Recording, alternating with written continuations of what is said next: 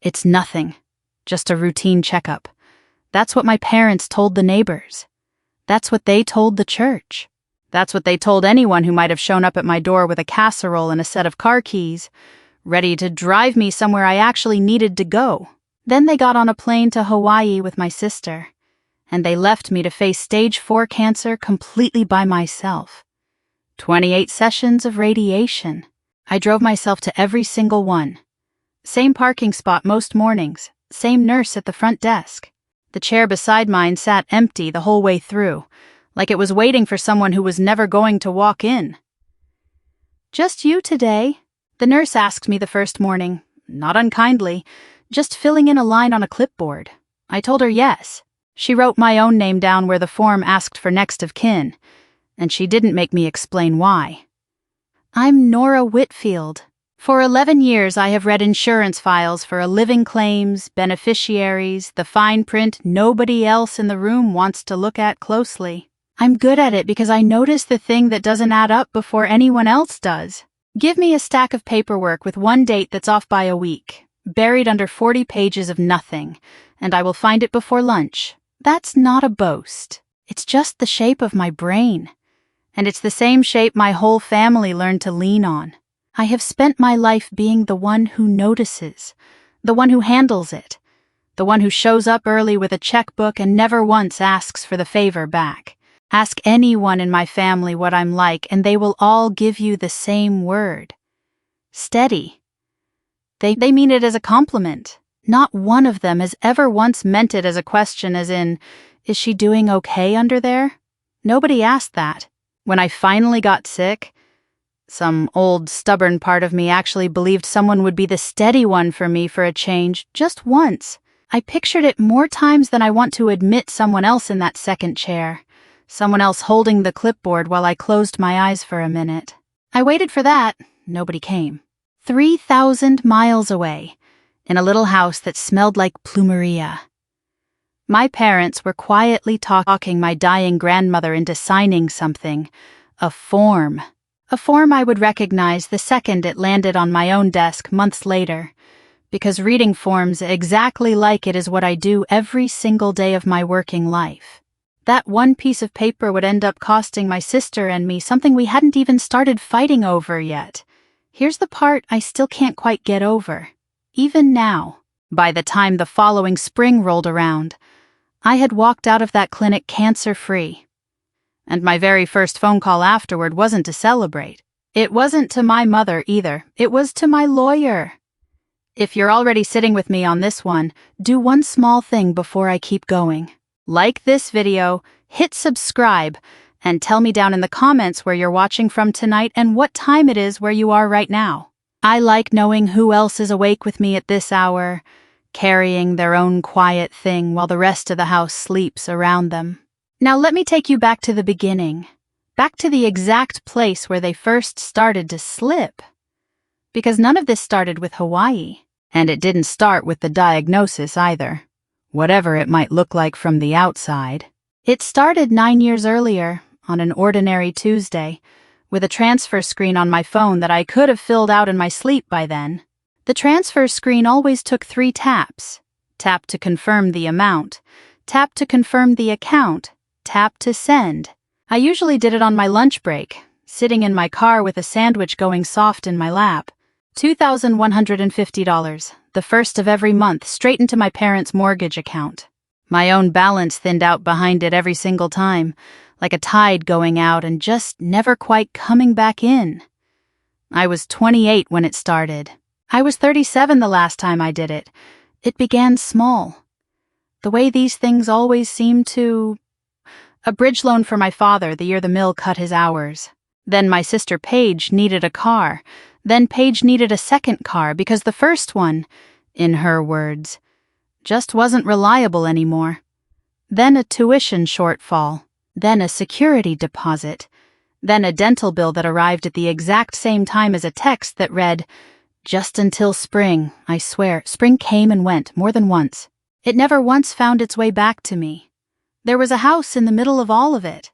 A small blue place 2 streets up from the river. Crooked porch. A kitchen window that caught the morning light just right. I had saved for 6 years for the down payment. I had the inspection booked for a Thursday. And then Paige's flower shop lost its lease and its supplier in the same bad month. My father sat across my own kitchen table and explained to me very patiently what family actually meant. "You've got it sitting right there, Nora," he said. "Your sister is drowning. What kind of person just watches that happen?" I wired the deposit the next morning. I told the realtor something had come up. I never drove past that house again, because the one time I almost did, someone else's curtains were already hanging in the windows. I tried exactly once to say no. I asked, carefully, whether Paige might cover her own car insurance for a season, just to catch her breath. The table went quiet. My father set his fork down and looked at me like I had tracked mud across something clean. "Family doesn't keep a ledger," he said. I want to be clear, I never kept one either.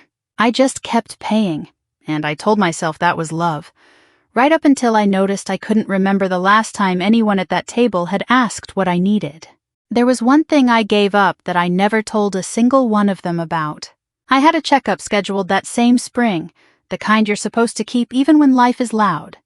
A follow-up my own doctor's office had already rescheduled once. Paige called in tears an hour before it. A payment had bounced. A late fee was stacking up. The landlord was making noise about the lease again. I spent the hour I'd set aside for my own body on hold with a bank instead, moving money out of my name and into hers while a recorded voice thanked me for my patience. I rescheduled the appointment for sometime next month. Then next month became the month after that, the way it does when you're the only one keeping your own calendar. I chose the family account over my own body and didn't even clock that I'd done it until much, much later, when it mattered more than I could have known that morning.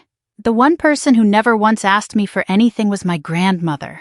Eleanor lived on the Big Island, in a little house near Kona with a plumeria tree she was proud of past all reason.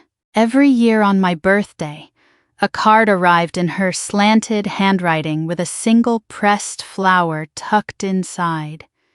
She never signed them Grandma.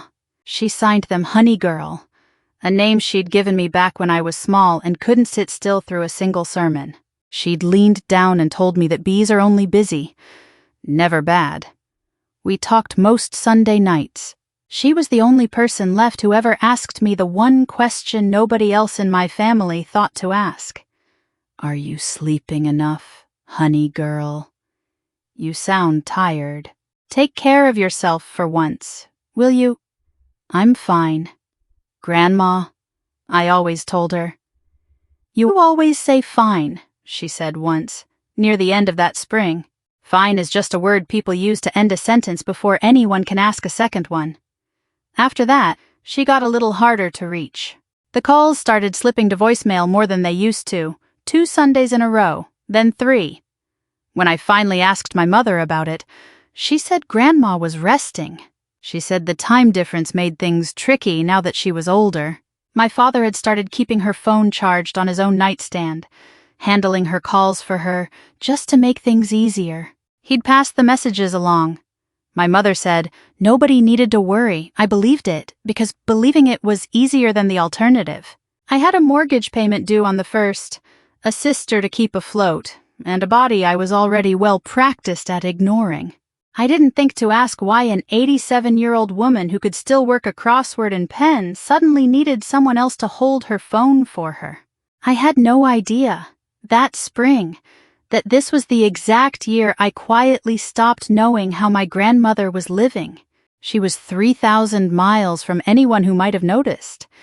It announced itself as tiredness, which is the easiest thing in the world to explain away. I'd been working late, covering claims for 2 people out on leave, running on the kind of exhausted that sleep doesn't actually fix. When the bleeding started at the wrong time of the month, I told myself it was stress. When the ache settled low in my back and wouldn't quit, I told myself I'd been sitting wrong at my desk. If something was off with my body, my first thought was always that I'd allowed it somehow, that I should have managed it better. That's just how I'd been taught to read myself one more account I was responsible for balancing, And any shortfall was my own failing to fix quietly. I actually had an appointment booked, finally, and the morning of it, Paige called in tears because a payment had bounced again. And I spent the hour I'd set aside for a doctor on hold with a bank instead. I rescheduled. It took 2 more months before I finally walked through those doors. The office called back 2 days later. "We'd like you to come in again," the nurse said.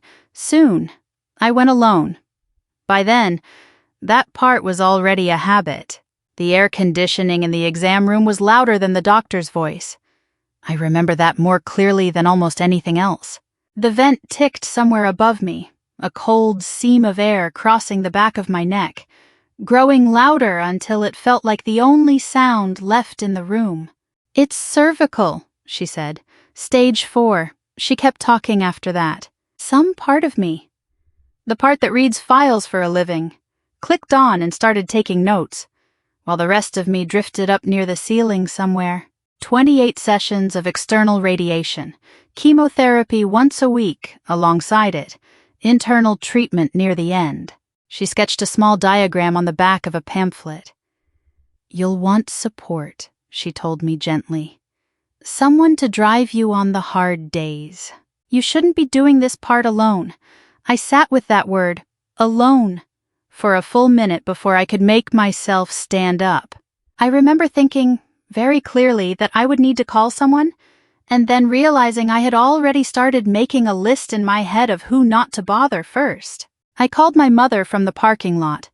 I could hear my father laughing in the background, glasses clinking, the easy sound of a kitchen where nothing was wrong yet.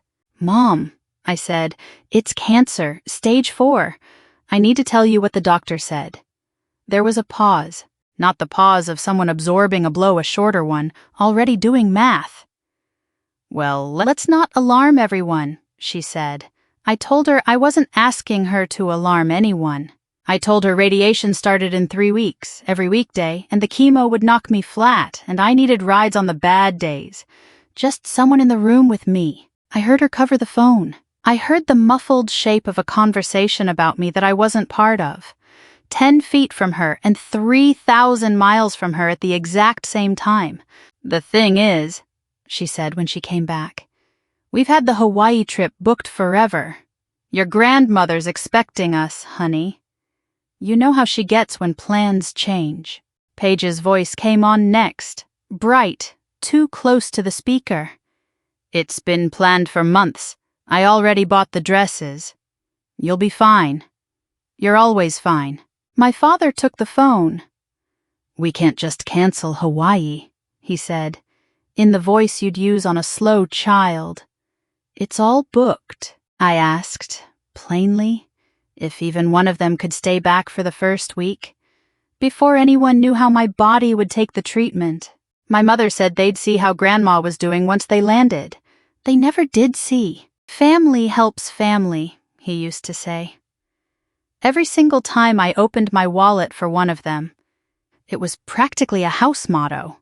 Nobody in that kitchen said it back to me now that the wallet was the one that needed opening. I noticed that.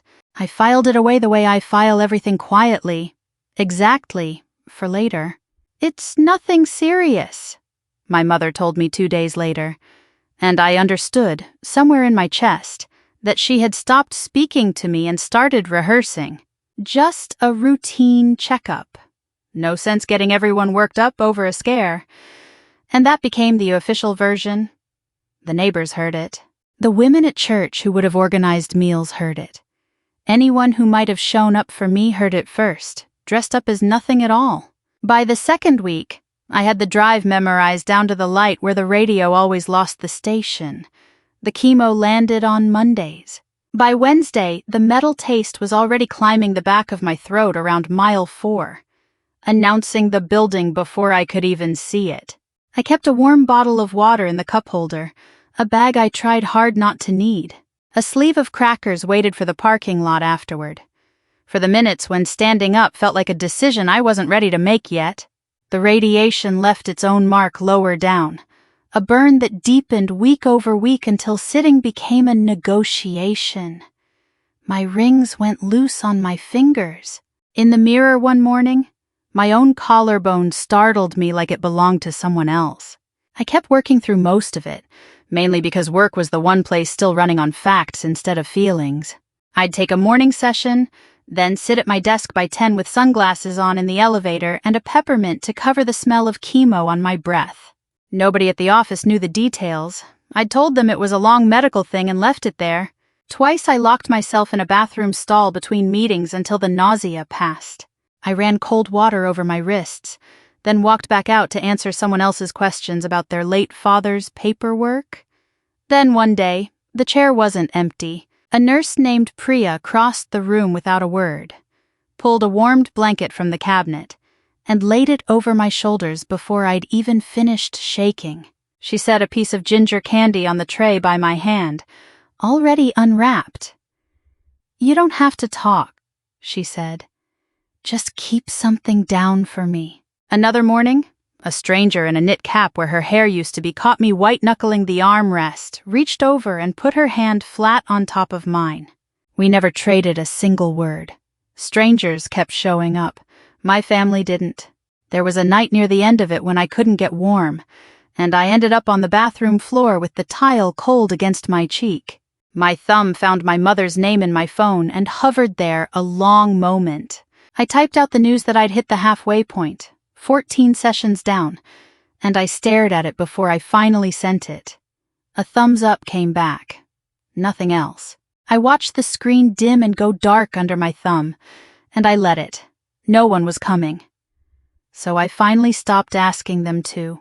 I didn't know it yet.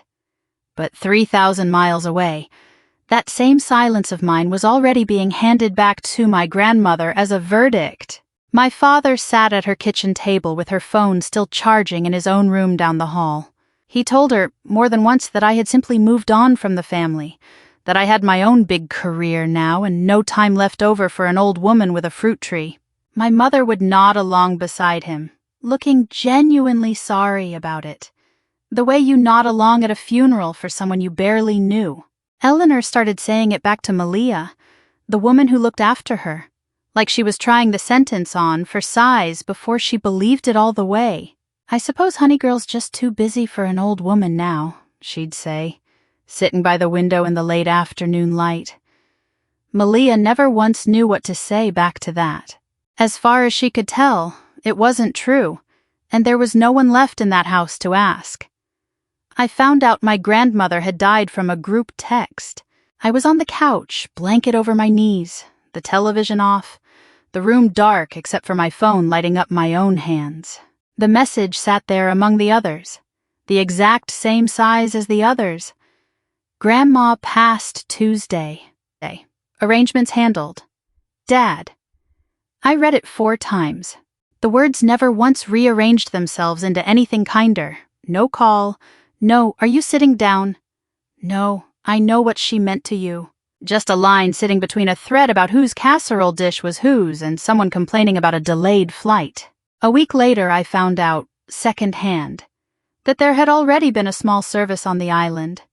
"Just the people who were there," my mother said when I finally asked. As though I'd ever been consulted. As though my treatment schedule had ever once been something they said out loud to each other.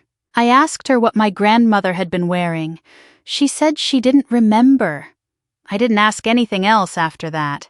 A few days after that, without quite deciding to, I dialed my grandmother's number just to hear the voicemail. I think just to hear her say her own name the way she did, with that little laugh at the end of it. The line was already disconnected. A recording I didn't recognize told me the number was no longer in service. Nobody had thought to call and tell me she'd even gotten sick in the first place. For weeks afterward, I kept catching myself reaching for the phone on Sunday nights, out of old habit. Before I remembered the number was dead and set it back down again. My follow-up scan came at the end of that January.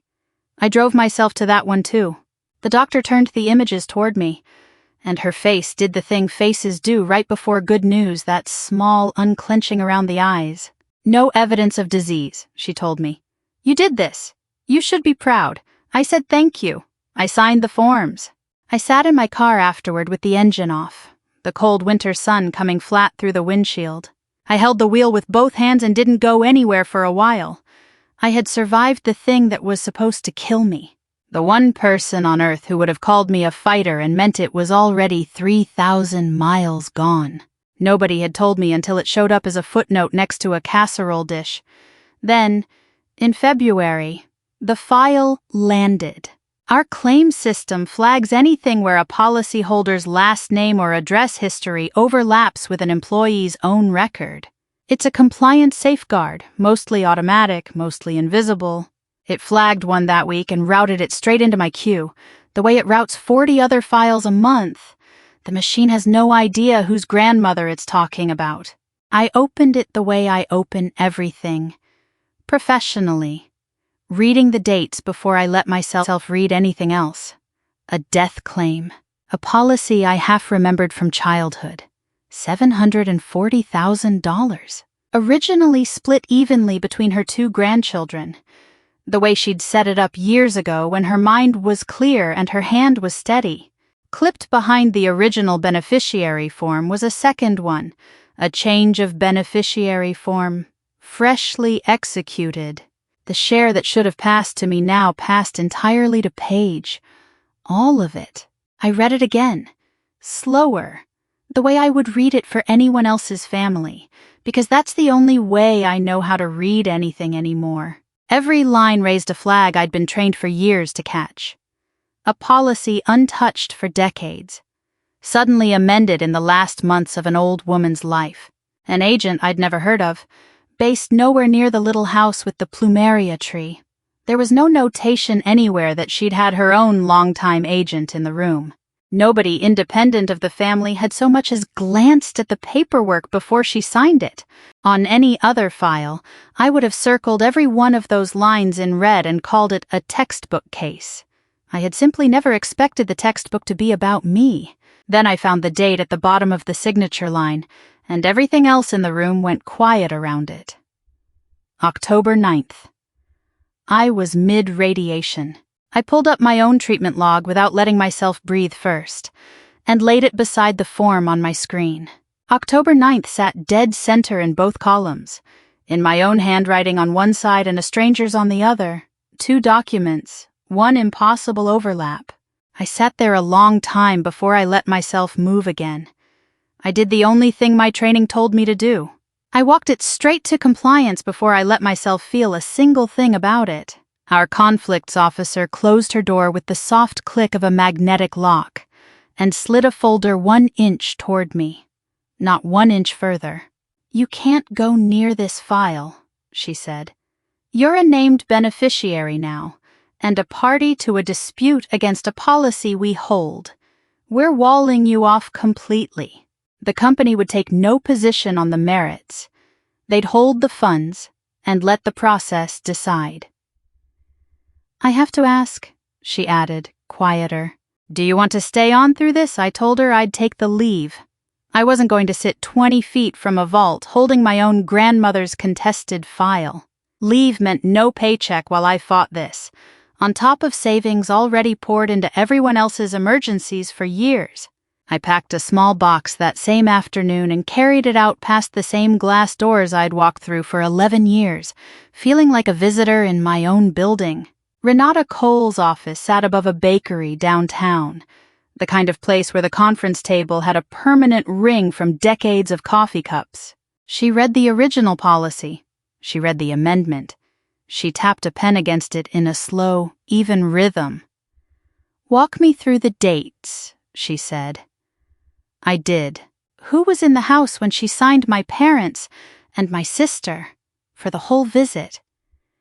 Did your grandmother have her own agent, someone independent? For nearly 30 years, a man named Ken Iona in Kona, who'd sold her that very policy back when my mother was still a teenager.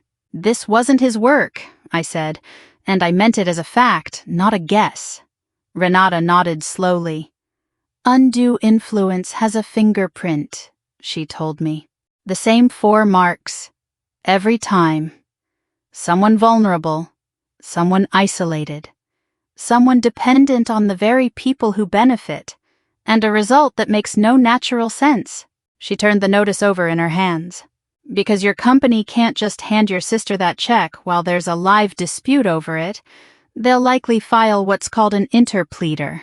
They deposit the money with the court, name everyone with a claim, and a judge decides who actually earned it. To prove any of it, though, I needed someone who had actually stood inside that house. Renata found Malia within the week. I called her myself, my grandmother's photo still lighting up on my screen while it rang. "Miss Whitfield," Malia said, once I'd introduced myself, and her voice caught on the edges. "Oh, honey," she wondered about you right up to the end. Wondered why you never called. I had called, they'd simply never once put her on. Malia told me about the chair by the window where Eleanor sat most afternoons, a photograph of the two of us propped on the sill beside her. My father used to say it right at the kitchen table, loud enough for anyone to hear. "Nora's moved on from us. She's got her career now." My mother nodded along like it broke her heart. "She started saying it back, near the end," Malia said quietly, sitting right there by that window. Then, almost as an aside, she mentioned that Paige's girl had asked her once, out of nowhere, who this honey girl was that her great-grandmother kept talking about. Malia said she hadn't known what to tell her. Nobody in that house had ever said my name out loud to the kids, as far as she could tell. "She never stopped making your cards," Malia told me, her voice dropping. "Even that last year. I found her at the table one afternoon with a flower pressed flat between two napkins, working at it slow. Said it was for her honey girl. She couldn't remember your new address. So she wrote it out 3 different ways and never could pick one. A padded envelope came in the mail 3 days later. My name in Malia's careful print. Inside it, a second envelope. Older. Sealed. My grandmother's slanted hand across the front. For Honey Girl. I sat at my own kitchen table and broke the seal, and I read the whole of it slowly, because slowly was the only speed my eyes would go. My dear Honey Girl, she had written, the letters leaning into one another the way they do when a hand is tired but still trying. "Your father tells me you have moved on from us. That you're too busy now for an old woman and her one plumeria tree. I have turned that over and over and I still don't understand it. If I have done something to lose you, tell me plainly, so I might mend it while I still have a little time. I am not angry, child. I am only missing you. Please call your grandmother. All my love. Always."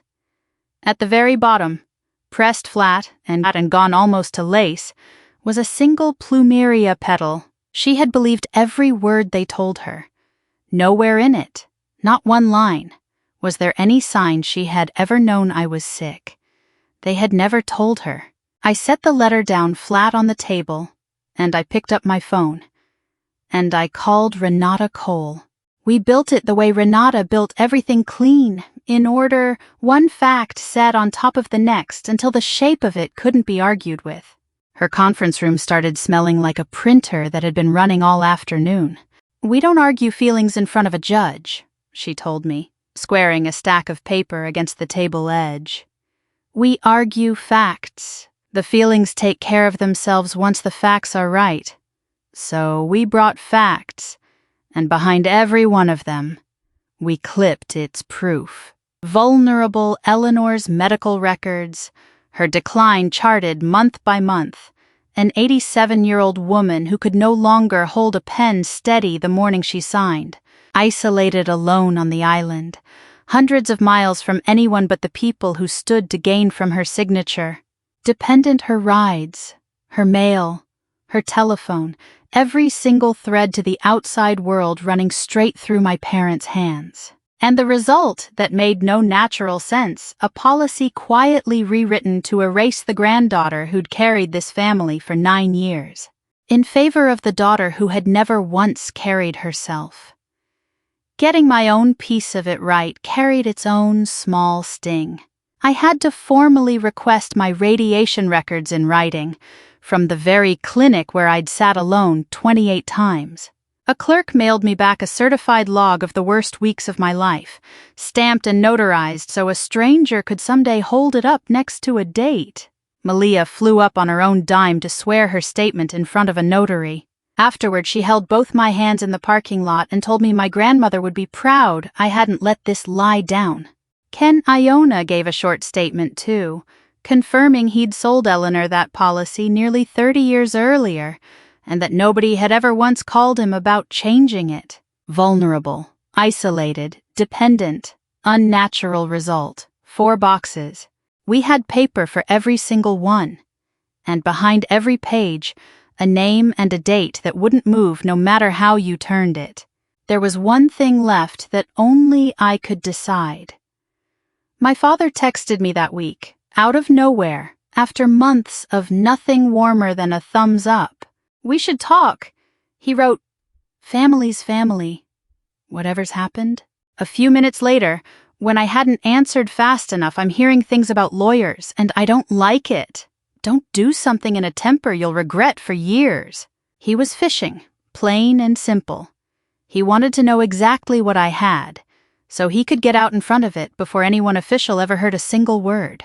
I sat there with my thumb hovering over the screen, and I understood, sitting in that quiet kitchen, that this was a choice nobody else could make for me. I could warn him and watch him build a story around it in advance, or I could say nothing, and let him walk into that room exactly as certain of himself as he was right now. I turned the phone face down on the counter. I wasn't going to lie for him. I just wasn't going to hand him the rope to keep himself from hanging. Renata filed the formal claim of interest that same week, well, inside the window. Once a carrier has 2 conflicting claims on the same policy, it can't simply pay one and hope the other goes away. Ours didn't. A letter arrived a few days later. Harrogate would deposit the full $740,000 with the court, naming every one of us as a party. A hearing date was set for the 9th of April. I slept maybe 2 hours the night before it. April 9th. I got there early. My father got there earlier. Through the glass wall of the hearing room, I watched him work the space before it even started. He moved from chair to chair, shaking hands, a warm word ready for each person. He had never once in his life met a room he couldn't charm. The court reporter rested her fingers on her keys. My father sat down without waiting to be asked anything, spread his hands wide, and became, instantly, the picture of a grieving, reasonable man. "My daughter walked away from this family," he said warmly to the whole room. "It pains me to say it, but it's the truth. And my mother saw it clearly, and she made a choice while she still could. That's all this ever was. A sharp woman deciding about her own money. A couple of people at the table almost smiled. He had always been able to make a room smile. Then Renata began, and she didn't perform at all." She laid a single page down in the center of the table, the way you'd set down one playing card. "On October 9th, the day your mother signed this," she said, "your daughter Nora was receiving radiation for stage 4 cancer, 2,500 miles away. This is the clinic's own treatment log for that morning." She let it sit there a moment. "So I'll ask you plainly, who drove your mother to that signing?" The room went quiet. My father's smile held, but his eyes went to the page and came back slower than they'd left. "I don't see what my daughter's health has to do with my mother's own wishes," he said, the warmth cooling by a degree. Renata opened a folder without any hurry. "Did anyone in that house keep Nora's illness from your mother?" she asked. "Nobody hid anything," he said. Flatter now. My mother was sharp as a tack right up to the end. Renata slid a thicker document down the table, toward the woman presiding, reading glasses pushed up into gray hair. "A sworn statement from Malia Freitas, your mother's live-in caregiver of 2 years. Renata said, she states, under oath, that your mother was told repeatedly, at her own kitchen table, That Nora had, in your words, moved on. She set a second page beside it. And this is from the agent who served your mother for nearly 30 years. He was never once contacted about this change. That woman was hired help, my father said. She was in that house every single day for 2 years. Renata answered. She knows exactly what she saw. The judge looked up from the page. Mr. Whitfield, who selected the agent who drew up this amendment? My father's mouth opened, then closed. Arrangements were made, he said. By whom? He didn't answer that one. He changed direction instead, turning back toward the room, warm again.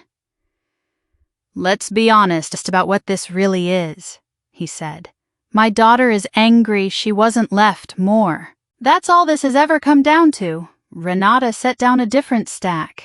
My client paid this family's mortgage for 9 years, she said, letting the records catch the light. If this were about money, sir, she had 100 easier ways to get it. She let the silence do its own work, then asked the last question, quietly. If nobody steered anything, why did your mother die believing her granddaughter had stopped calling? When her granddaughter was calling a telephone, you were holding. He started to answer. Renata set a small sealed envelope on the table between them instead and said nothing at all. She opened it slowly, the way you handle something that can't be replaced, and read my grandmother's letter into that room in a voice gone very quiet. Please call your grandmother. Nobody moved. I looked across the table at the man who had done this, and for the first time in my life, I didn't think of him as my father. I thought of him by his name. Gerald. Then Marilyn stood up so fast her chair scraped hard against the floor. She's doing this to punish us, she said, her voice cracking upward. After everything, after Paige nearly died the day she was born, do you have any idea what that does to a mother? She caught herself, too late, the old fear spilling out sideways into a room full of strangers. Gerald reached for her arm. She pulled it away. When the judge finally turned to me and waited, I said one thing. I'm doing this so the record is true, that's all. The judge closed the binder. The evidence, she said, showed the clear marks of undue influence, and the funds would remain with the court pending formal distribution under the original terms. My father did not work the room on his way out. A few weeks after that, the funds were formally released the way the original policy always meant them to be, split evenly, my share coming back to my own name for the first time since October. My father lost more than the money. In the small circles where the Whitfields had always been known as solid, dependable people, the story didn't survive its own transcript. Men who used to return his calls about the old mill reunion committee simply stopped. He stepped down from 2 boards before anyone had to ask him to. I found out how far it had traveled on an ordinary Tuesday at the grocery store 2 blocks from my building. A woman my mother used to golf with caught my eye over a shelf of canned tomatoes. Something in her face changed before she could stop it. Not pity, exactly more like the look you give someone once you've heard the real version of a story you were only ever told the nice one of. She didn't say a single word. She didn't have to. I already knew, standing there with a basket on my arm, that the truth had made it further than a courtroom, further than a transcript, all the way to a produce aisle on a Tuesday afternoon. I paid for my groceries and drove home, and for the first time in a long while, I didn't feel the need to explain myself to anyone in that parking lot. I never once called my parents after that, and they never called me either. There was no scene, no final door slammed in anyone's face. I sat down with Renata instead and rewrote my own affairs, line by line, a new will, a new beneficiary designation. Their names lifted out of every document until nothing connected us on paper anymore. I added a clause making certain nobody could ever pull me back into that orbit again without standing in front of a judge first. I didn't forgive them, not exactly. I found, somewhat to my own surprise, that I didn't actually need to. I only needed the distance to be permanent and the truth to be on file.